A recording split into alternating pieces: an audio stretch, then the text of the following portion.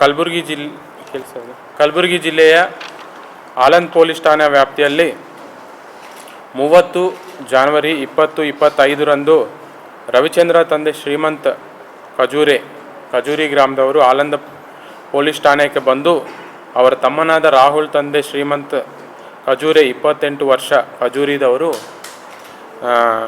ಮನೆಯಿಂದ ಹೊರಗಡೆ ಹೋಗಿ ಬರ್ತೀನಿ ಅಂತ ಹೇಳಿ ಹೋದವನು ವಾಪಸ್ ಬಂದಿರುವುದಿಲ್ಲ ಅಂತ ಒಂದು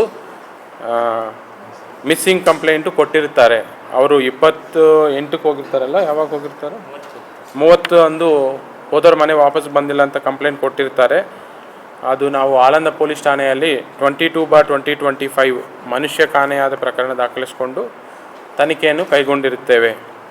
ತದನಂತರ ಈ ತನಿಖೆ ಅವರು ರಾಹುಲ್ ಅವರು ಎಲ್ಲಿಗೆ ಹೋಗಿದ್ರು ಅಂತ ಅವ್ರದ್ದೆಲ್ಲ ಡೀಟೇಲ್ಸ್ ಎಲ್ಲ ಚೆಕ್ ಮಾಡ್ತಾ ಇದ್ದಾಗ ನಮಗೆ ಮಾಹಿತಿ ಬಂದಿದ್ದೇನೆಂದರೆ ಅವರನ್ನು ಕೊಲೆ ಮಾಡಿದ್ದಾರೆ. ಕೊಲೆ ಮಾಡಿ ಈ ಬೆನ್ನೆತೊರ ಬ್ಯಾಕ್ ವಾಟರ್ಸ್ ಡ್ಯಾಮ್ನಲ್ಲಿ ಕೊಲೆ ಮಾಡಿ ಅವ್ರ ಡೆಡ್ ಬಾಡಿನ ಅಲ್ಲಿ ಡಂಪ್ ಮಾಡಿದರು.